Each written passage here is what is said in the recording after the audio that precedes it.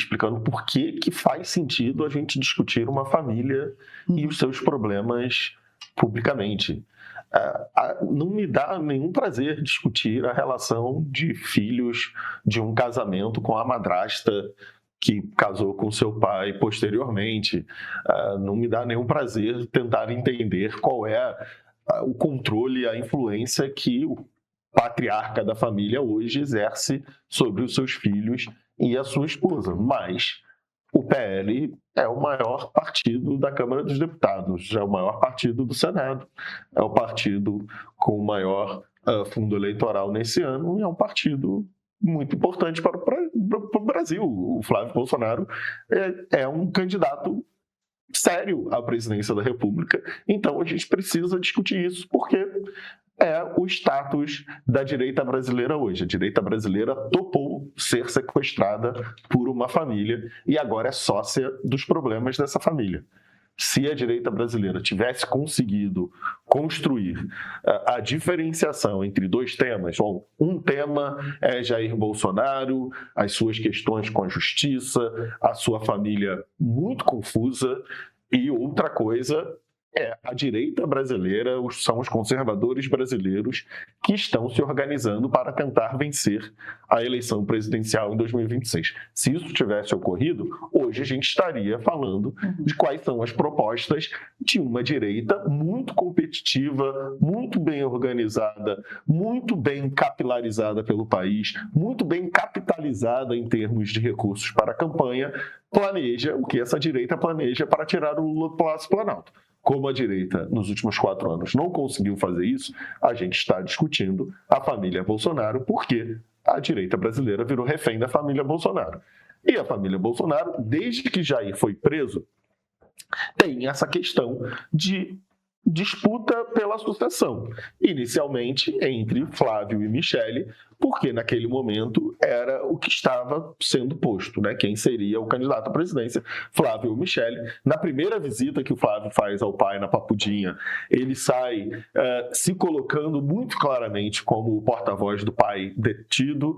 Depois, Michele também faz muitas referências ao seu marido, e isso, dentro do eleitorado da direita, transmite uma proximidade que o Flávio, sendo filho, talvez não consiga traduzir. Então, ela faz muito bem esse uso do marido, de que fala pelo marido, se colocando também nessa disputa. E como o Pedro já desenhou, há outras disputas ocorrendo paralelamente. Há uma tentativa do Eduardo de suportar a ala chamada de ideológica do bolsonarismo, mas é uma ala ideológica que, ao mesmo tempo, topa, por exemplo, o caminho menos ideológico na chapa ao Senado de São Paulo, o caminho mais pragmático, e que gera um outro racha dentro do bolsonarismo, que aí você gera o Salles contestando internamente. Então, há uma série de disputas presentes ou não, paralelas ou não, centrais ou não, ocorrendo ao mesmo tempo, e a gente discute isso porque o bolsonarismo é uma força presente muito fortemente no debate público brasileiro. Agora, a gente precisa entender ou avaliar ou aguardar para ver a durabilidade de certos discursos. É muito difícil conciliar um discurso Eduardo Paulo Figueiredo com o mundo em que a Michele está tentando organizar o PL Mulher. O mundo em que a Michele organiza um PL Mulher é o mundo das mulheres chefes de família. Um voto por lar significaria voto para mulher, porque a maioria dos lares brasileiros são liderados por mulheres. A importação simples de conceitos americanos, e é muito fácil ser contaminado por essas questões no debate político americano, porque é um mundo muito grande por lá. Uma vez que o Paulo Figueiredo, o Eduardo Bolsonaro estão lá, é muito fácil para eles acreditarem que o futuro do debate político em qualquer lugar do mundo é aquele discurso, porque eles estão imersos nessa cultura. Mas trazer isso para cá é muito difícil.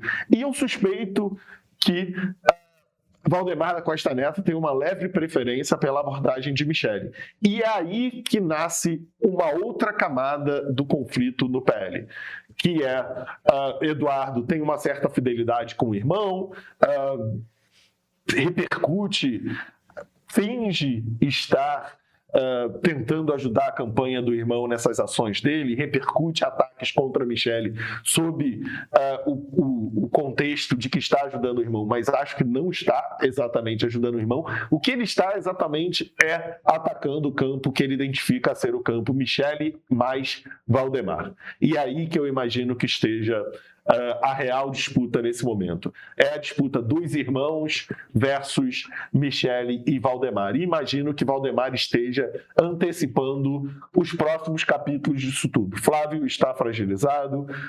Se Flávio perde, fica sem mandato, Eduardo está sem mandato, você vai ter a atuação desse gabinete de ódio, dessa atuação online dos militantes, inevitavelmente, mas Valdemar, sabendo disso tudo, está jogando o jogo dele, que vai eleger um monte de deputados federais, está estruturando um partido que não é um partido exatamente bolsonarista, que tem bolsonaristas, mas que é muito mais misturado do que as pessoas desconfiam, e no pós-eleição, independentemente do resultado de Flávio, o PL vai sair muito bem, obrigado. Então, a gente tem o campo ideológico dos irmãos, um campo majoritariamente hoje liderado por Eduardo de fora do Brasil, sem perspectiva eleitoral direta no país, e um campo de Michelle e Valdemar, que é um campo que não tem muita pressa, é um campo que joga o jogo longo,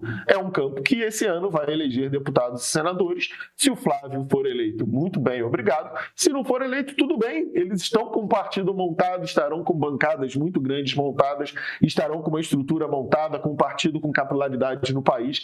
Então, Valdemar, Michelle, quem joga dentro da institucionalidade do PL, está mirando o jogo no médio prazo. Para Eduardo, para Paulo Figueiredo, para quem tem mais urgência, inclusive para conseguir voltar ao Brasil, apoiam Flávio Bolsonaro, porque, bem, é o que está posto, Flávio é irmão de Eduardo, mas vão precisar dessa atividade online. E a atividade online é muito difícil de ser controlada. O Eduardo pode não ter sido responsável por chamar a Michelle de Michelle Firmo, né? Que é o nome dela de solteira.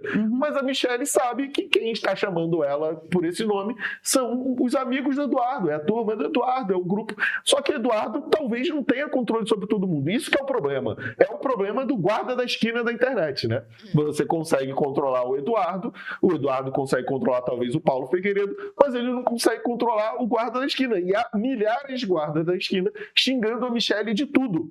E aí vai lá convencer a Michelle que, na verdade, você não tem nada a ver com chamarem ela de Michelle Firmo, de insinuarem que ela foi garota de programa, de que ela faz acordos políticos por baixo dos panos, que ela trai o Jair Bolsonaro, que eles estão em processo de separação. Isso tudo é muito difícil de ser explicado depois. Então, Michelle se ressente desses ataques. É uma ponte difícil de ser construída. O eleitor, no meio disso tudo, fica um tanto perdido, porque, bem, esse é o campo político da defesa da família. Esse é o campo político da moralidade. Você está por aí com seus amigos fazendo insinuações doidas sobre a sua madrasta. Mas acho que há dois jogos aí. O jogo do Eduardo e do Paulo Figueiredo, da militância online, e o jogo do Valdemar e da Michelle. O Flávio, coitado, é o único que está tentando, de alguma forma, não com tanta força assim, porque eu acho que o Flávio não precisava dar resposta alguma para a Michelle, mas é o único que tem alguma coisa verdadeiramente a perder nisso tudo, é o Flávio, e ele fica tentando construir paz, mas não me parece que há paz alguma a ser construída, nem mesmo uma convivência mínima. A gente não precisa que todo mundo seja amigo. Os partidos políticos não são compostos por amigos, são compostos por pessoas que dividem minimamente ali uma visão conjunta. A família Bolsonaro não precisa ficar amiga. Eles só precisavam saber se comportar minimamente de forma civilizada, profissional. Mas nem isso eles estão sendo capazes de fazer. O Brasil entrou em campo e agora só se fala nisso. Mas sabe aquela parte do Brasil que o futebol não explica? A que mostra por que somos como somos, por que nos dividimos, como nos dividimos e por que, mesmo assim, ainda conseguimos torcer juntos, pelo menos por alguns dias. É essa parte que o Streaming do Meio mostra. Tem conversas com o Meio, onde entrevistamos grandes nomes, como o cientista político Felipe Nunes, que destrincha o Brasil em 9 bolhas. É lá também que o Jairo Nicolau reconstitui 20 anos de eleições presidenciais. Tem o ponto de partida da série Nós Brasileiros, com episódios que mergulham fundo em quem somos como povo e como chegamos até aqui. Tem Democracia, uma história sem fim e mais produções originais sobre política, história, cultura e espiritualidade. Para quem quer entender o Brasil além do placar, exclusivo para assinantes premium por R$15 por mês. Vem conferir o nosso catálogo.